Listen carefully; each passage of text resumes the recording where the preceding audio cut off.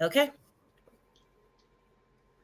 All right, we are live again. Hey, welcome back, everyone. We are here for the community to community collaborations. I have a special guest today. And listen, y'all know how excited I've been getting about all of the nuances of what's been happening in the W.I.N community and far and wide. And since we started just really reaching out to other leaders that are just doing powerful things, of course, one of the first people that came to mind was Tara. And it's Geraghty. Did I say it right? Geraghty. Geraghty. Nobody can pronounce Geraghty. my last name. I I know. knew I was I going. think, yeah, it's not even spelt the way it sounds, so nobody gets that. Okay, I'm going to have to practice that one, and it's so unique and different. So I can't wait for them to get to know you, Tara. But the way I found Tara was through Clubhouse. A lot of you know us through Clubhouse. That's how you found us, and still continue to find us. And I was really impressed by her community, and I've always thought at the forefront of my mind, like, what does it look like from behind the scenes?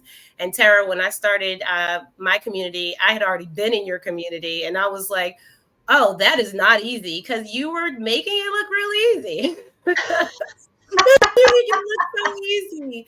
So I really can't wait to interview you today so people can get to know you, the behind the scenes of what community really looks like, right? And also to see what it looks like when two leaders come together and share our common experiences. Because I not only really, when I look back on it, I was looking at you as a mentor, right? Because you were hosting so many amazing spaces.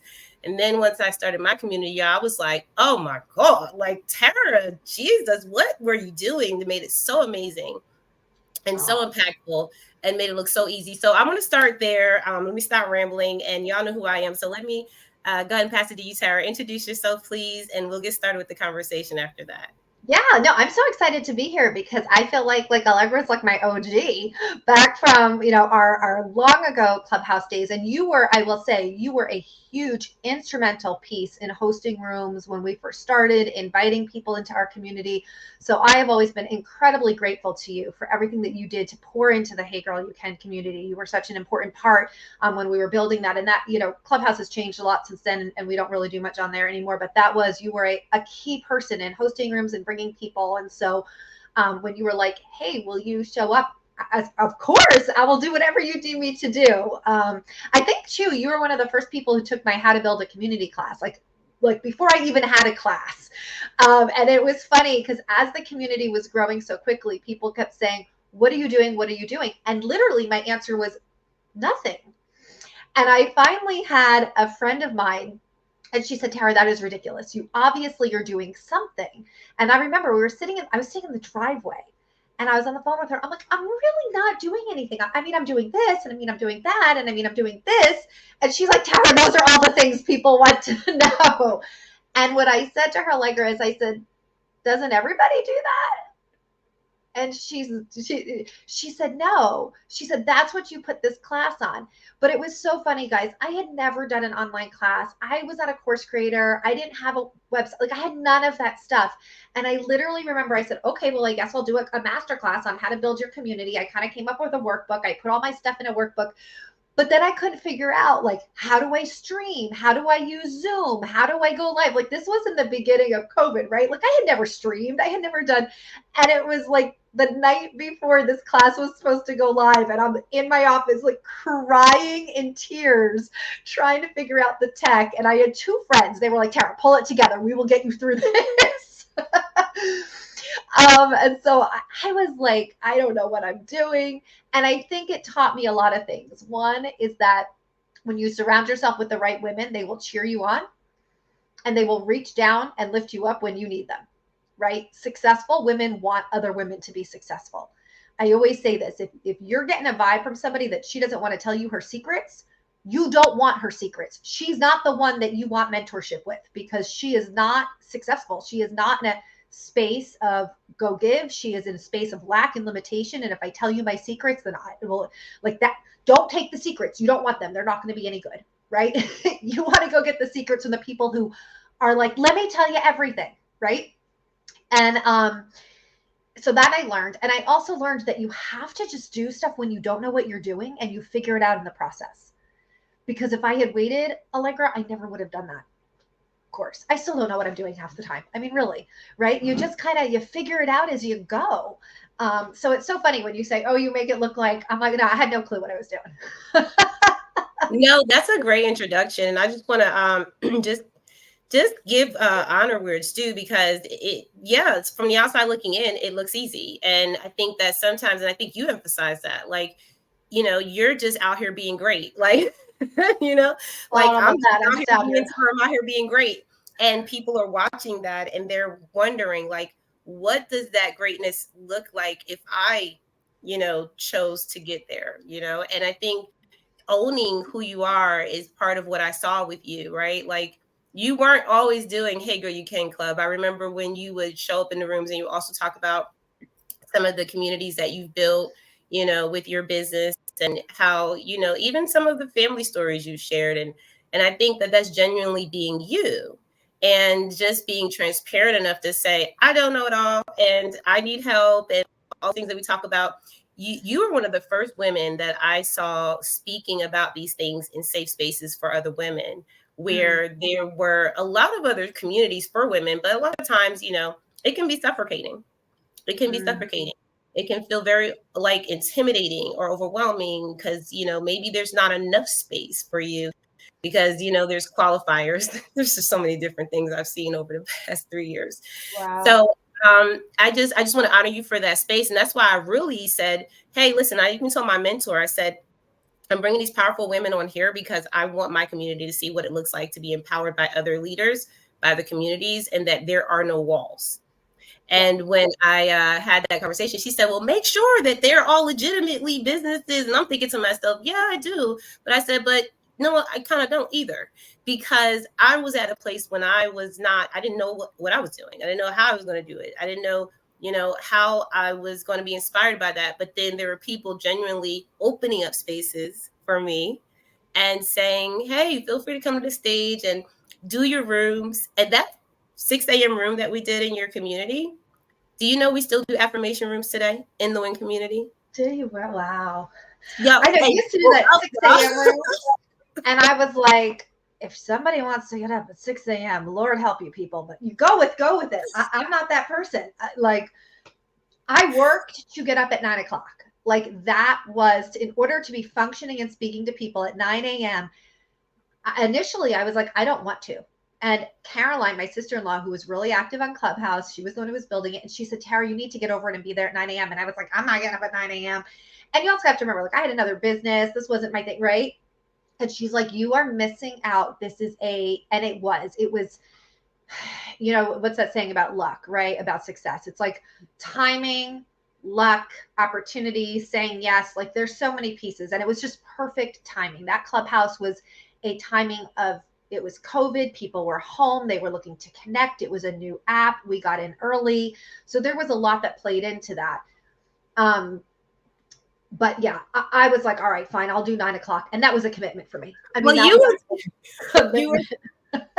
you were so transparent, so that's why I raised my hand. But I think that Oh, that's why it came down to how you were saying as a leader, and we had this discussion in our earlier lives. Are you asking for help? Are you asking the right people for help? And, are you doing the work, enough where you're saying, I actually tried it, and I'm not just self-sabotaging. But I do want to ask you a question. yeah. I want to know, what made you say, I'm going to start Hey Girl You Can Club? What made you say, I'm going to do So, it? so I'll tell you, so full transparency, guys, my background is in direct sales. Okay. So I went to school for theater and drama and choreography. I was a professional dancer, all that kind of stuff. I fell into direct sales as a result of that. I met somebody through through theater, and I started a direct sales business when I was 20 as a way to support my starving theater business. So let's kind of clarify, like, that is my background. I had no business skill. I never took a business class in my life. Okay. So I get into direct sales, which is immersive, if you've never been in that industry, in personal development, right? It's all about mindset, personal growth, like, things that I had never been exposed to before in my life. And I found that I loved that. I loved the growth mindset. I loved the personal development. And I loved the cheering other women on. I loved building my team, teaching them skills, and then watching them to succeed. And so I did very well. And I still do that. That is still my full-time business. I've done very well in that industry because I truly love working with women and watching them win and coaching and mentoring them to win.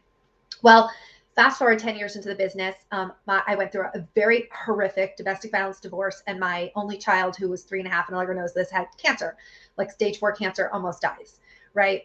And during that season, I used the tools that I had learned from theater and improv to entertain a 3-year-old in a hospital. I used the tools I had learned from personal development and growth with mindset, compartmentalizing what we think about, we bring about, right? And supported my daughter. And it's very exciting. She's now a senior. She's graduating. She's going to college. You know, I used to just pray that she would hit 7, which was like, you know, for her type of cancer, most kids didn't live to 7, right? So I just remember being like, one day she'll be 7, one day she'll be 7. And now she's 17. It's crazy. So when that ended, I had a lot of people saying, you need to write a book. You need to teach people what you did. And through my community, this is what's crazy. I had built a community on a Facebook group that had followed her during that time. So guys, this was back when Facebook had no videos, no pictures, and it started with I am, and you wrote in what you were doing. I am eating an apple, right? So nobody even knew what Facebook was, much less a Facebook group. But a friend of mine had put this little group together. It was a private group so people could keep up to date with what was going on with Emily. And it was my community, believe it or not, that actually helped fund my book. And that was when I first saw the power of a community behind you, because I was trying to get my life together and whatnot. So I end up with this book. I end up with a TEDx talk. I start speaking at medical conferences, and then COVID hits.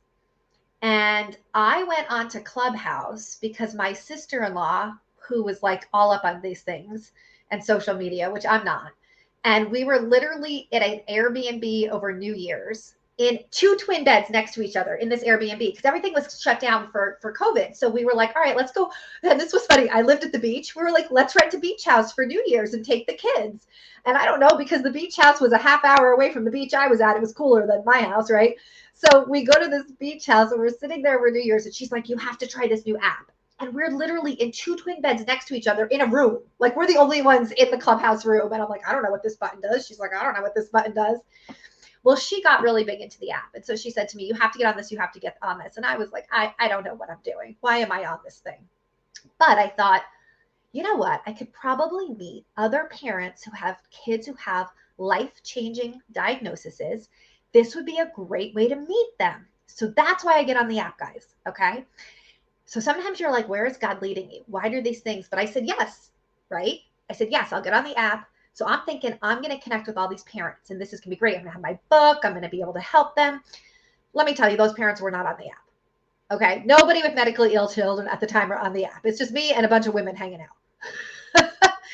So then my sister-in-law says, so Allegra, she goes, you have to do a club. You have to do a club. I'm like, I don't need a club. She's like, you do. You have to do a club. Everybody's doing a club. And this is back when like you had to submit paperwork in, and like had to write into Clubhouse and like fill out a form with like what your club was and why you wanted the club and why they should make you one. And then you had to wait to see if you were accepted.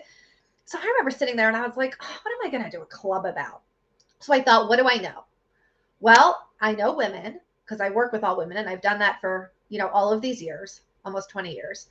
I know how to coach women, right? And I know business. I understand business. I know sales. I know, marketing. I know all that kind of stuff.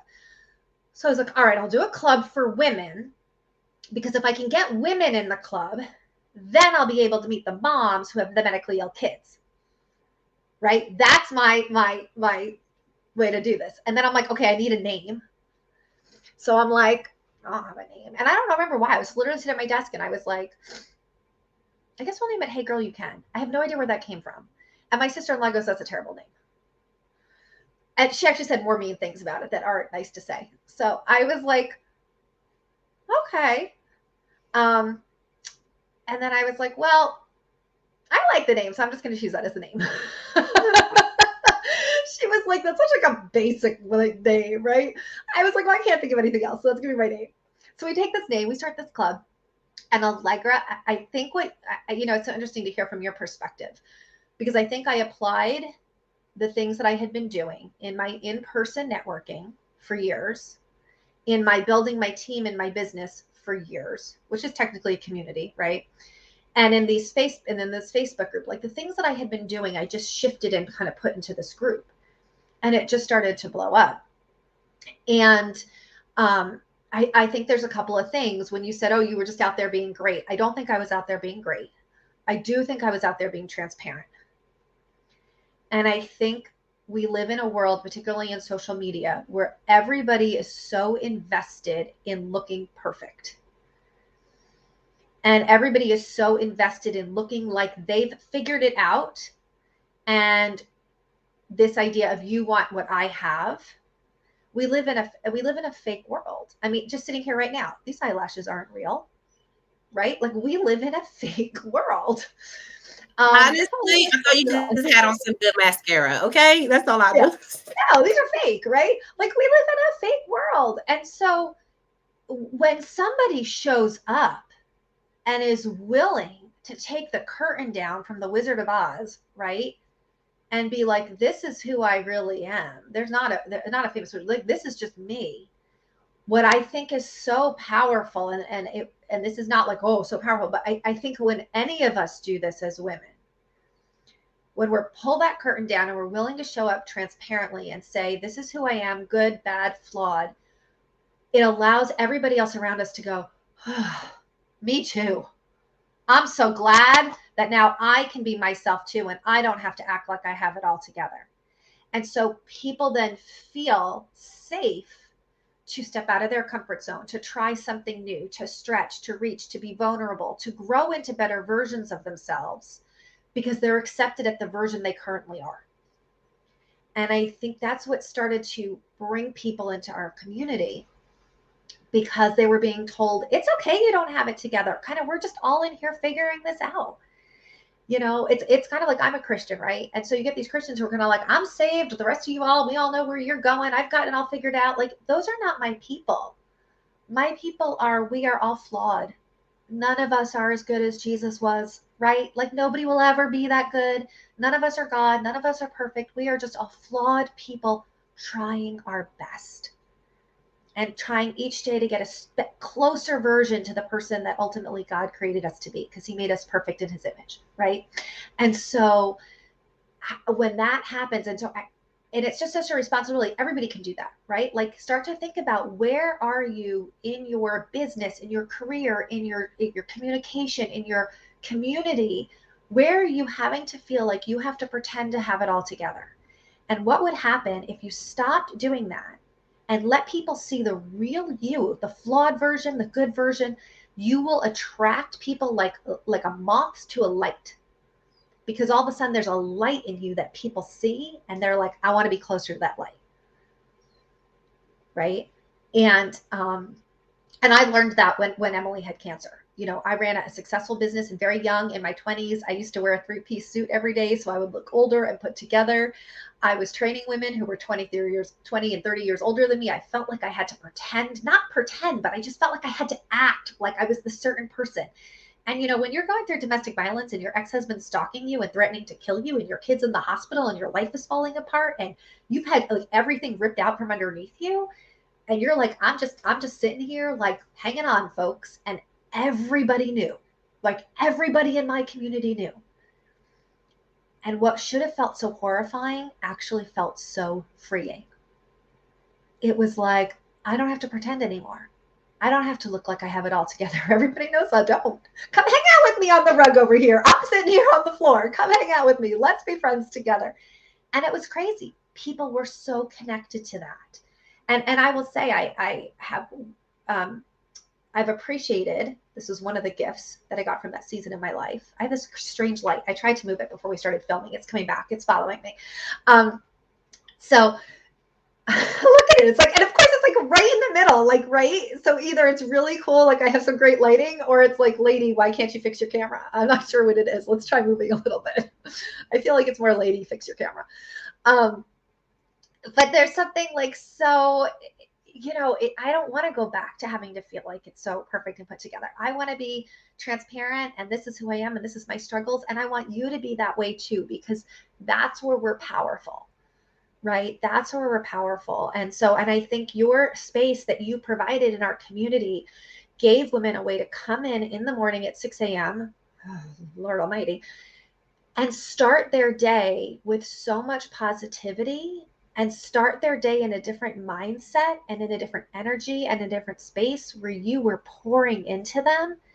And that's why people kept showing up, because they needed like this shot of Allegra to start their morning, right? And most people don't have that. And I think that's why your WIN community is so powerful, because you show up as that kind of leader. You show up where I've seen you. You are highly invested in your people.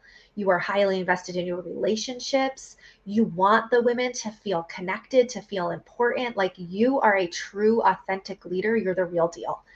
And it's been exciting to watch your journey, because I know where your heart comes from, right? And that's what women need. Like, we desperately are looking for more leaders like you in the world. So I'm excited to see and be part of your, even be able to come in and say thank you for all that you've done for me. So That's I love that. Transparency equals freedom. Yeah, I mean, that's exciting to hear, Tara, and thank you for that. Thank you for those flowers. I want to give you some back, because just hearing so many different exciting parts of your story from, even your background. I love hearing how you started the Hey Girl You Can Club, because those are questions that I always have, right? Like, where does all this background experience come from? Do you have to have it all together, or who is Tara really, right? Because we always wonder the person that Yeah. is and you said something that was really, I think, impactful, is like, you weren't being great, you were being transparent.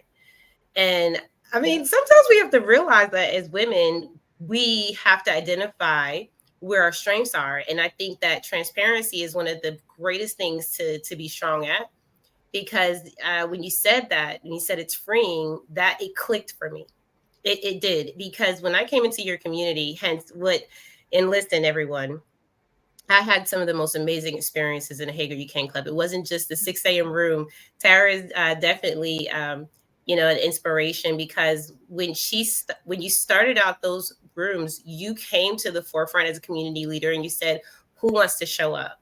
And it gave me an opportunity to show up, where I Yeah. didn't really have my own club already, where I was like doing these rooms already. And, I had the opportunity to say, hey, if I need support, who do I call for support? Right. And Tara's like, the Hey Girl You Can club will support you. Yeah.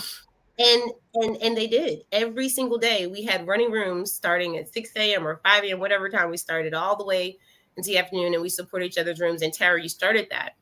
And so I learned from you as a community leader. I never take that for granted. And then listening to your background in like sales and God, I had to write it down, because I was like, you did marketing and sales. You had to really put on a two-piece suit, right, at a certain time in your life, and adjust. And I Yeah. think that is something that transparency is important, because a lot of us as women, if we think about it, because we did a little Women's History Month, we have that coming up soon, and we did a little research a few years back, and we said, dang, we're not that far from like when we weren't even able to like run up the corporate ladder, right? Well, you think about it, it was the 70s. So I was born in the 70s, I'm a little older. In the Okay. 70s, women weren't allowed to have a credit card in their own name. Right. Like, we're not talking like multiple generations ago. We're talking about like I was born at a point where like people weren't like allowed to have 30 years ago. yeah, that's crazy. It's You really know, scary. my Yeah. mom talked about how she wanted to go on and continue her education, and she was engaged, and she needed a scholarship. She'd been raised with a single mom. She needed a scholarship, and they told her, the reason that we're not giving you the scholarship, even though you're qualified for and you have the grades, is because you're engaged, and the school doesn't want to waste its money giving it to you when you're just going to go home and have babies. Now, obviously, in today's world, they could never say that because they would be sued. But that's what they outwardly said to her. Like, this is why you're not getting the money. You're qualified, you've got the grades, you're doing great, but you're engaged. You're just going to go home and have babies. We're not going to waste our money on you. And they felt like she was a poor investment, right? Now, this is not 3, 4 generations ago. This is my mother. I am thrown. It really does piss me off a little, though.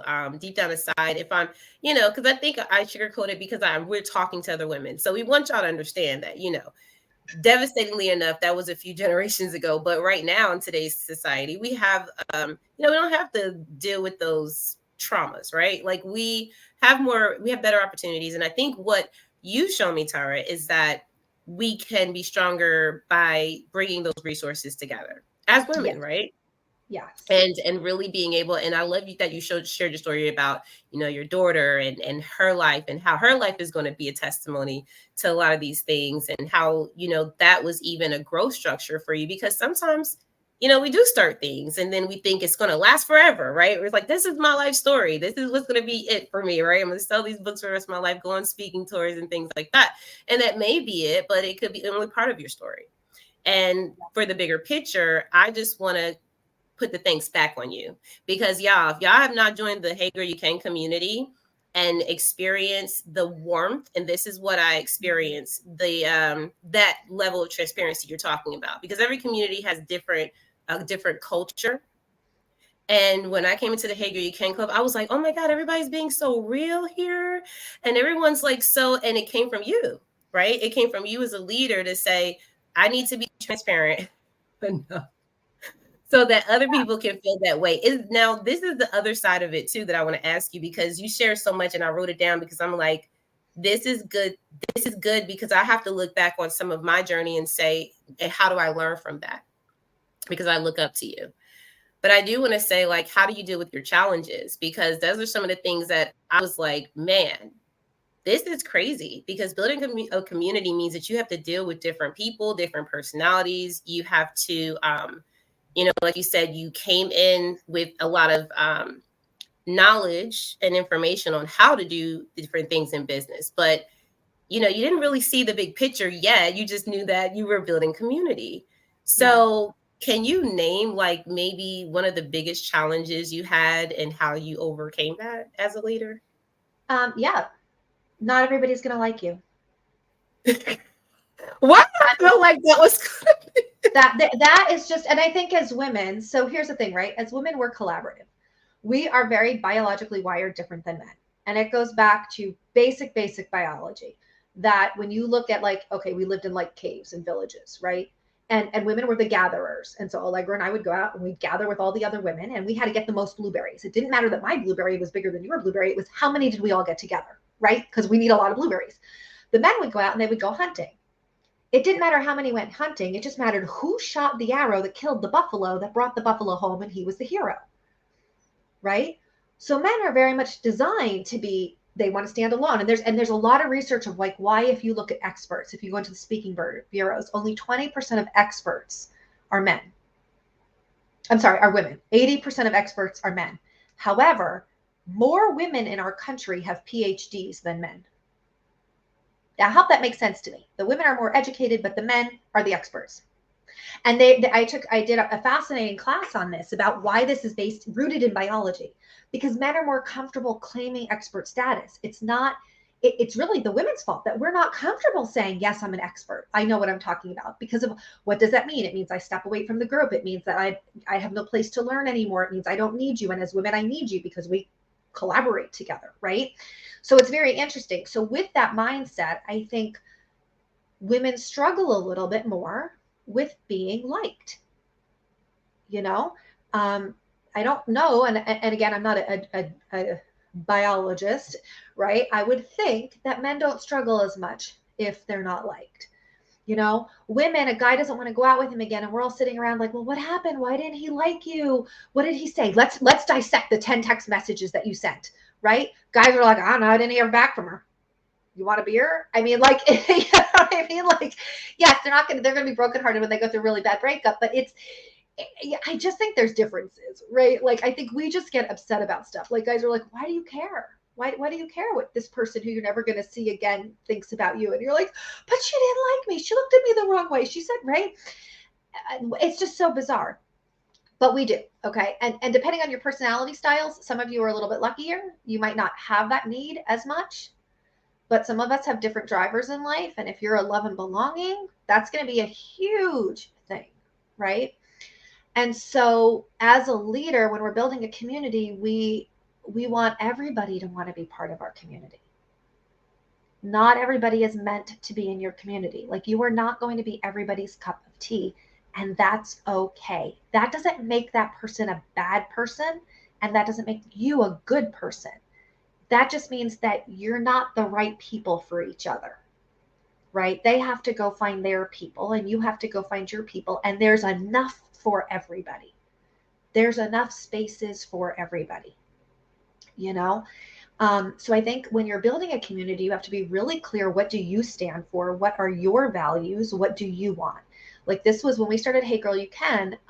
We are not a Christian community, but I am a Christian. And so one of the things that I felt very uncomfortable with was things that were very new agey, tarot, astrology, numerology, things that kind of just went against my core values. And I had to be okay with saying, this is not the appropriate community for that. Right. I didn't want it to become but I also did, I needed it to be aligned with who I was. Now that's going to alienate some people. That doesn't mean that I wouldn't want to collaborate with them on something else. That doesn't mean that they're not a great person. That just means that I'm not going to be their best fit and they're not going to like me. Right. They're not going to like what I'm saying. They're not going to, because that's not who they are. And that's the piece. It's not everybody's going to like you. That's okay. And you still need to come from a spirit of loving them. Right? Like we are called to love one another and giving people enough respect that they can be whoever they want to be. And that's okay if they don't like you. Also, when people aren't successful and in your community, they may want to blame you for that. I learned this in my direct sales business. I remember when I would have people come in and they weren't successful and I would take it so personally, like I was a bad leader. And I really felt like, what is wrong with me? I'm a terrible coach. I'm a bad leader. My people aren't succeeding. None of them have hit this high level. And then I remember when my first person hit this really high level and she was on the National Court of Sales and she earned a career car and she moved up into leadership. I didn't sit there and go, oh my gosh, I'm so great. Look what I did. I'm so amazing. I was like, wow, she's so amazing. Look what she did. I just got to be a piece of that to mentor and coach her. But it was, she did the work. She got the credit, right? And so a light bulb went off. Well, if I can't take credit for her success, then I can't take credit for those people's non-success. Right? Isn't that true? So that was interesting too. So then I kind of went, okay, so I'm not responsible for everybody else. Right? And at the end of the day, people are going to, and I'm dealing with this right now on a personal level, people are going to misjudge you. They're going to misunderstand you. They're going to bring their own stories about things that happen or what you said or how you said to the table. And I have a tendency to get very defensive. I want to defend myself. I'm sure that could be a whole therapy session on why that is, but that's where I come from. I come from a place of I want to defend myself. And in my healthiest moments, so I'm prefacing this is not in all of my moments, but in the moments that are healthy, I need to come from a space of, at the end of the day, the only person I'm accountable is to God. I have to be able to look myself in the mirror and know that I handled it with integrity. This was my intent. This is where my heart was. And as long as I can go to sleep and put my head down on my pillow at night and know that right, that I was coming from a golden rule, that I was coming from a high place of integrity, I am not responsible for everybody else's stories, thoughts, angers, problems, what they like, what they don't like. And I am okay that I am not meant to be everybody's person. Just like, would you guys agree? There's certain people that you love and that you connect with and that you want to be around. And there's other people that you're like, oh, that girl, she's just not my thing. Right? Does that make her a bad person? Does it make you a good person? No, she's just not your person. So if you want to build a community and you want to be around a lot of people, there's going to be a lot of people who don't like you. And also keeping in mind that we're in a country where 4% of our population deals with mental illness. And I would venture to say after COVID, it's probably higher. So that means if you have 100 people in your community, 4 of them statistically are mentally ill. If you have 1,000 people in your community, think about how many people that is. And so you just never know what somebody's personal demons are that they're struggling with, that they're dealing with, that are serious and have nothing to do with you. And so you just have to love that person and give them grace and then protect yourself, right? Like that doesn't mean that you become a doormat and you let other people walk all over you. You can still set boundaries that are loving and that are kind, but being able to go to bed at night and putting your head on the pillow down and looking yourself in the mirror and knowing that if you were face to face with God, you handled things the right way, that trumps everybody else's opinion of you. Right? So, but yeah, that's the hardest part. I want everybody to be my friend. I know you're not all going to be. That's okay. I mean, quite openly, Allegra, even for a long time, I wouldn't even tell people I was a Christian. Well, I resonate with you on that. That's why I love, the way that you bring this, the truth to the forefront. And by the way, I respect the fact that you're from New Jersey because, I'm from New Jersey. And I feel like being born and raised up top, you kind of get a different, I guess, a different way of thinking. Because when I came to the South, I was like, what's wrong with y'all? And it just was a little weird. It was like a little weird. It was just like, I don't understand that thinking. But you're right. We have to be mindful when building community, and this community can be built in so many different avenues. Like if you have a business, you better be building community too. Yeah. Because business is just it has to be ran differently. The world is different, and people want to have purpose behind their dollars, right? Yes. And I mean, they do. And I mean, I'm big on that. So I can't imagine, how many other people are. But I just want to honor the fact that you were talking about protecting yourself when you're in a leadership position, because a lot of times as women, we tend, like you describe this background knowledge you have, and you're talking about it comes so easy to me. Do you know we need these in workshops and master classes, right? Like, yeah, go follow HGYC Club so Tara can give this to you in a workshop or a master class, and shout her out, tell her Allegra said it. Because if you know the history behind why we think the way we think and why our brains work and why our genders work the way they work, I started to understand how to be more accepting of, the way things are. And to say, oh, okay, well, that's why I don't ask for help, because I'm so used to being like the gatherer. And I'm used to my mom and my grandmother. And all the women in my family, y'all, just FYI, have had businesses, but none of them have had sustainable businesses where you can still see them today. I will not be that one. Okay. And it's not because necessarily they wanted to have the business. They may not have wanted to have it.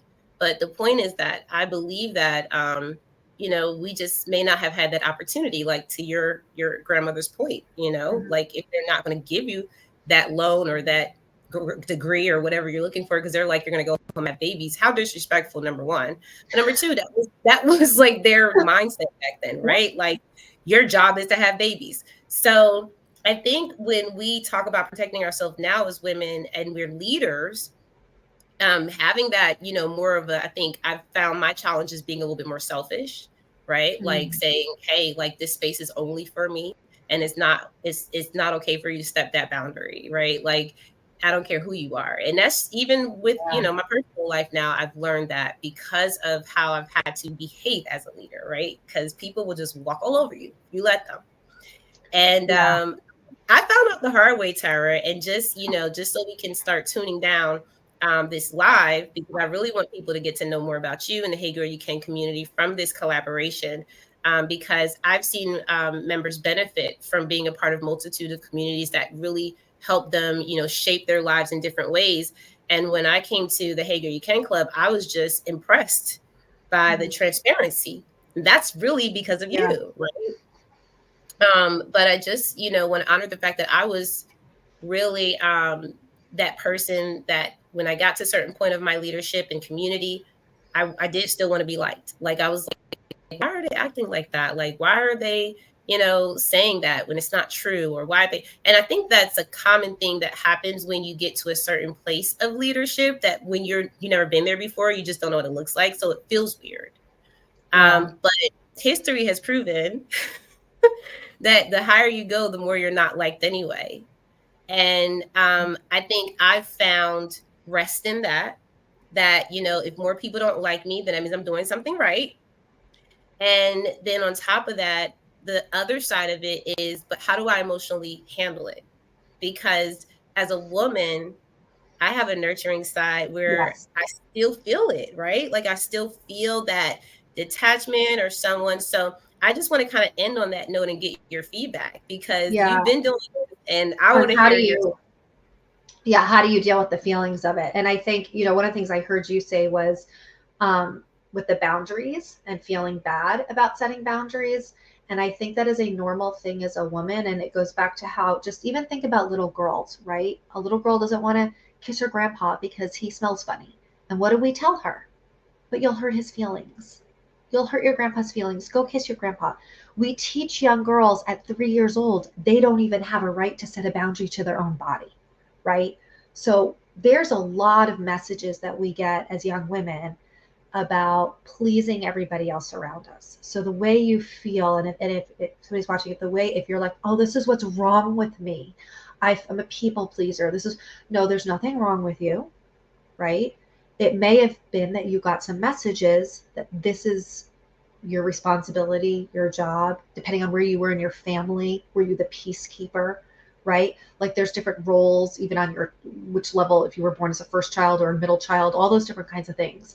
And so it's normal. I think that's the big thing, is I think people need to hear more and more that however you feel is normal. I trust you, somebody else is feeling the same way. You're not the only one who feels it, because we feel like, what's wrong with me? There's nothing wrong with you, right?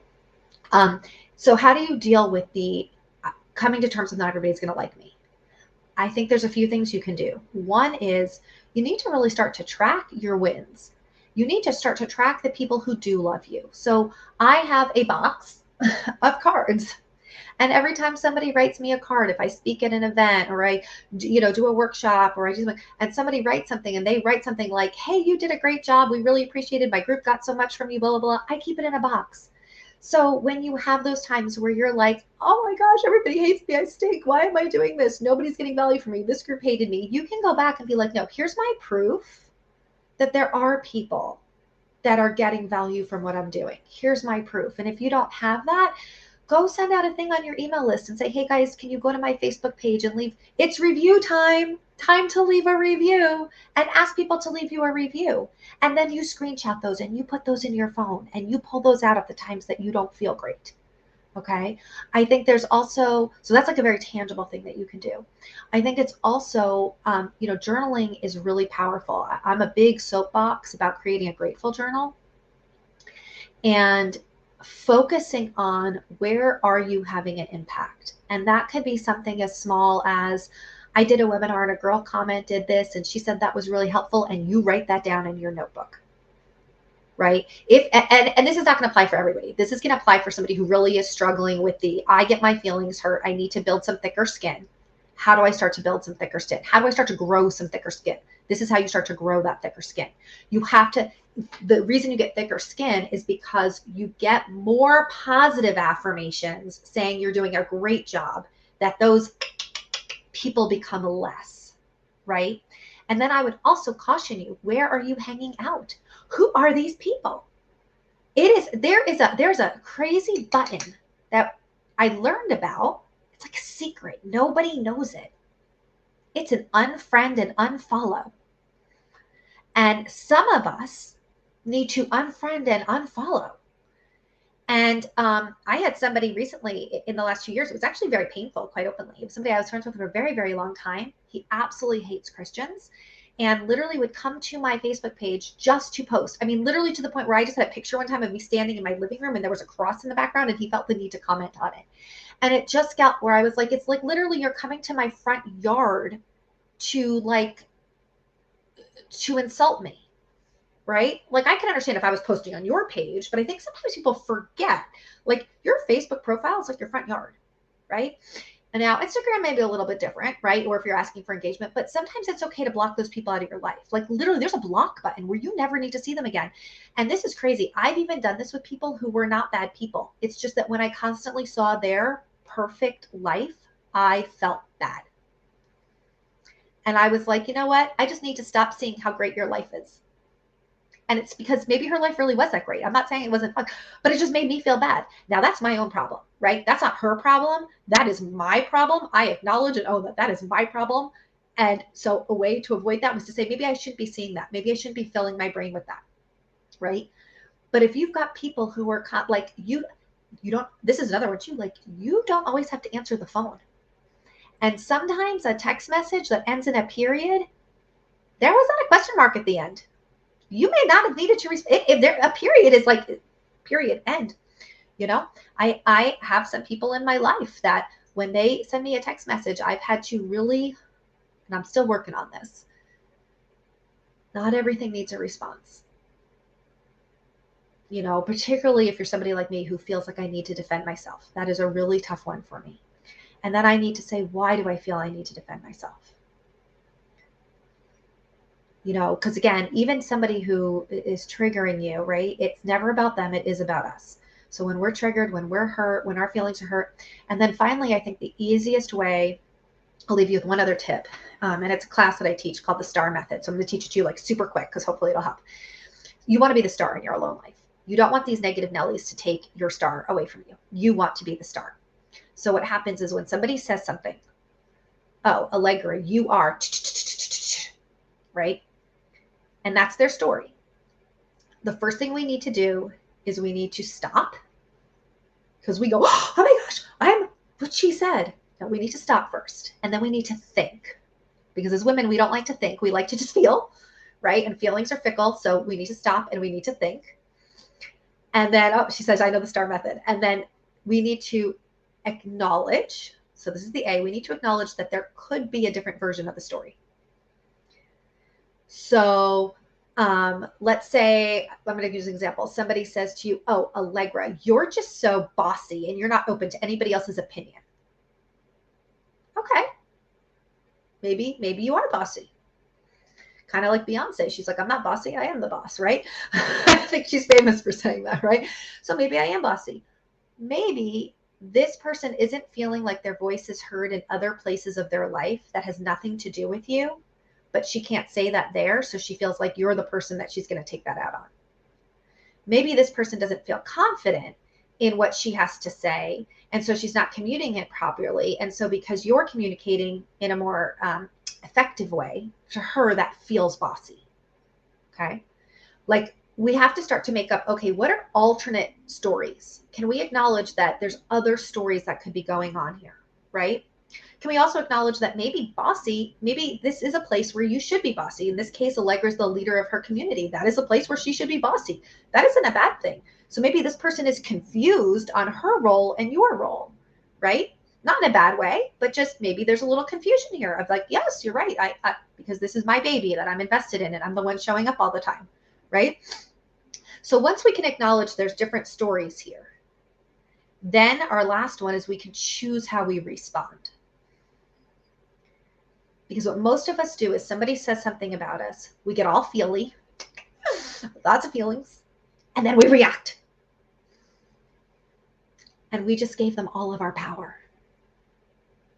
You were like a little puppet, and that little person was the puppet master. But if I can stop and I can think and I can acknowledge there's probably lots of versions of the story here. I don't really know what the right one is. It's not to even figure out what the right one is, just to simply say, okay, there's lots of versions here. Maybe it is her version, but there could be other ones. Given that there could be other ones, how do I want to choose to respond to this? And now I've taken back my power. Right? So it's really simple. And if you start to use that all the time, you'll find it's helpful in everything. It's helpful with your spouse. It's helpful with your kids. It's helpful with your work, right? But we have to stop reacting. And I went through a season, particularly with my ex-husband, who, when I was going through my domestic violence divorce, I was in full-on reaction mode all of the time. He pulled all of the strings because every time he did something, I would just react. Now, it was a horrible situation. It was a scary situation. It was a real situation. But I have to look back and acknowledge that a lot of it was me reacting versus stopping, thinking, acknowledging, and responding, right? Like somebody else can only do to you what you let them do to you, right? I mean, unless it's something where you're in a really violent situation where you're being violated and all of that. And we're not talking about that. We're talking about like nasty people on the internet, you know? Just wow. Just wow. Thank you so much for that. That was like a little mini masterclass. I'm over here like writing my little side notes. You know, we are always students, and I want to honor that because I told y'all, you know, there are community leaders that I had to learn from. Someone said the method was the STAR method. Yes. Yeah. Stop, think. Okay, somebody's in there going in. Stop, think, I act, and love it. choose. Thank you for that. It's really important for us to get this knowledge and understanding and to share this among each other. And I heard you say that in the beginning that, overshare, like don't be stingy and be able to be transparent in front of people. That's the message I got today. And I also just want to honor the fact that, you said so many great things. And for me, I think I had to do a lot of those different things, and I'm still working on each and one of those things as Right, I grow. I'm working on all of them still. Oh my God, as I grow, as I learn, and I'm just like head nodding behind the scenes, y'all, because listen, I think that what you said earlier too about you having to have that moment for yourself to turn off someone else's perfect life so that you can focus on you. I think that is powerful because we are always distracted. I mean, I had to have a moment as I was building the community to have a realistic like serious like conversation with myself. Like, how long do you really spend on social media? How long do you spend on building your community? And I was like, okay, conversation over, because I already knew the answer. And I think that if we're really just kind of taking some of that attention off of other people, other things, focusing on what we're really dealing with, which is where the transparency is coming from, I feel, right? Like I'm willing to be me and go through the things and talk about what those things are so that other people can see it through me. And I truly know for me, that's a blessing because I think I've been able to become the person I am because of that type of attitude. Leaders like you, Tara, that have come to the forefront that just did it your way. Thank you for not changing the name of Hey Girl You Can Club. Aw. Thank you so much, Cynthia. Yeah, because I mean, shout out to all of your supporters. I've seen, I still see some of your leaders. Mimi was just in a clubhouse room earlier. We have people that I've seen on your stages that have constantly, just ran rooms. Dr. Jackie, she does rooms for Yeah. us, but constantly, supporting and in the Hager You Can room. And we're like, okay, y'all, let's run over there to Hager You Can. And myself, and TC were like, wait, we haven't been in the Hager You Can club in a long time. And it's Yeah. kind of like having that old, friend that you go, oh, let's stop by their house. We haven't been there in about 6 months or so. So, Yeah. so thank you for this because it gives us an opportunity to really connect on a different level of community so that we can really talk as heads and of the community and show everyone around the world, because we have communities with people around the world, that as women, there are just so many avenues that we're growing in, and we want to take everyone with us, but we know everyone can't come. So we're going to create space for those who are ready to go, and we'll keep growing from there. Tara, before we get out of here, though, I want them to be able to find your community, to be able to get into any of your workshop spaces or whatever you're doing. So Yeah. let us know So how. I'll tell you what we have. So you can just go to heygirlyoucan.com. So pretty easy. If you go to heygirlyoucan.com, we have virtual and in-person networking events. There's an events tab. The main thing is to get subscribed, because quite openly, I'm not hanging out in Clubhouse the way that I used to, but I do send out stuff all the time. Like I just sent out an email to everybody saying, hey, Allegra and I are going to be live. Come join us on this, with events, with any Tara that I'm going to be speaking, things like that, other people I'm collaborating with. We are in the process of building out a mini membership that will give you access to a personal development class, so like a Grow You, and then a Grow Your Business class every month. And so that would be that you'd have 2 classes every month. I will tell you, this has been a crazy personal year for me. So my goal was to have it launched January 1st, and it's not. I've kind of, again, when we're talking about like being a leader, I've had to kind of give myself a little bit grace this year, that because of just some personal things, that things aren't happening on my time frame, but that is in the works. So as long as you're plugged in, you will know about that and you'll have access to that. And my goal with that is to be able to provide people with more access to uh, things that will support them regardless of where they are in their journey. So if you need that emotional support, if you need life skills support, personal growth support, time management, mindset, all of that, or if you need practical business things, just legit business. How do I do this? How do I do this content? How do I do social? How do I do that? Like, you'll have access to both and you can pick and choose what you want. So that's kind of where we're headed. I'm excited for y'all.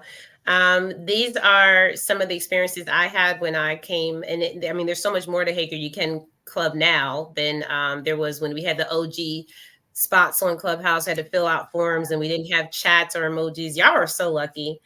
So I just, Clubhouse is really, Tara, are you guys still doing a lot on Clubhouse? Because Oh, I was going to ask you that. Are you still doing a lot on Clubhouse? Because it sounds like you are. we are, Yeah. and as the community knows, and Tara, this is something that I'm going to be talking to you about even more, because we're going to be really doing more collaborations where we can combine our community efforts. When myself and TC were talking about Hey Girl You Can Club, we're like, wait a minute, we haven't been under the umbrella, so we're going to start reconnecting. And for those of you That who would are be on great. Clubhouse, Well, yeah, and I'll for just tell you quite openly, when they did the upgrade to that 2.0 version, I was like, I don't know what is going on here anymore. So I really struggled with the way the new app is, with the chats, with the voice chat. I do have people who still run rooms. I know Linus just did a great room, and I know Dr. Jackie still does. I'm not hosting regular rooms. Um, and a big part of it, quite openly, was that when everything shifted to this new version, I felt like I was kind of behind on catching up and have not really. I've talked to some people like Jonathan and Mimi and been like, okay, help me understand how you're using it now. But I haven't found it the way that I used to, which has been really a difficult thing to say, because it was someplace that I was showing up so regularly, absolutely loved. And so the Hey Girl You Can community kind of migrated off of Clubhouse, into a different space. But if there was a way I could, continue to utilize Clubhouse, I would love to. I just haven't figured out how that is yet. So you and I might need to have a separate conversation, or maybe hop into some of the stuff that you're doing to see how that's working. I actually sent a message out. I don't know if you got this from me, but I was like, does anybody feel like Clubhouse feels like a dating app? Because yeah. I get Well, I getting mean, random no, messages that from like we so random people that, and they're literally just like, "Hi, Tara," and I'm like, "Who? well, What? I think What?" it's so weird, because I think it's different for different people now, right? Because I've never left the app, so I think everyone's experience is going to be so different. Just to we will talk about this, Tara. We have to get Okay. together. We have to do some things, because we just found that Clubhouse did another change. They're always doing changes, right? It's never going to end. Never ever going to end. And the biggest problem was that they meshed everything together, so it's so confusing once they went to houses. So it just kicked everyone off, because Yeah. our audience left. We Yeah. didn't have our That's followers exactly anymore. when I was like, I don't know what's going on. It was extremely disrespectful to individuals who really like, and I just want to put it out there for community builders like yourself and other large communities that really brought the people to the app. It really was, because I appreciate you saying that, because that is how yeah. I felt. Hmm. And that was also one of the reasons. I felt like I had worked very hard to establish myself on the app, build the following. And for you guys who don't know, I mean, I had like over 16,000 followers that literally overnight were gone. And I felt like I've invested years on building these relationships, and it felt disrespectful is the right word, I think. As somebody who had been on from the beginning and was investing every single morning, 9 o'clock, onboarding new people, bringing people in, sharing the app. Yeah. Oh, I was there for some of that, and I just want to, and yeah, I do want to honor that, because sometimes we do kind of go through these things, because we got to realize that the times have shifted since the pandemic. There's always something Yeah. happening, and we got to deal with it and get over it. But this moment is that special moment to say, yeah, that wasn't right.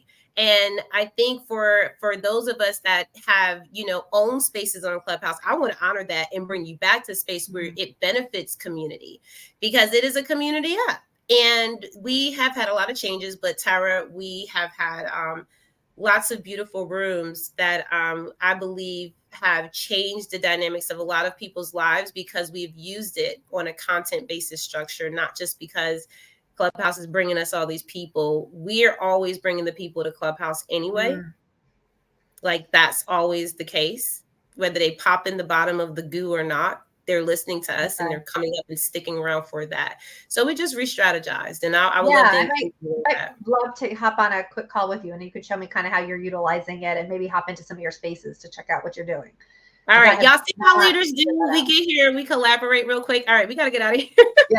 All right. Well, thank you guys. I hope you head over to Hey Girl You Can and get connected because I would love to collaborate. And if you're on my LinkedIn and you're watching, because I know we're streaming there, you need to head over to the W.I.N community and connect there. Well, that way, go over and connect with her. So my people go there, your people come here, and we'll all get together. All right. Thank you, Sarah. I appreciate you so much. And thank y'all for watching through. We'll see y'all later. Have a great day. Bye.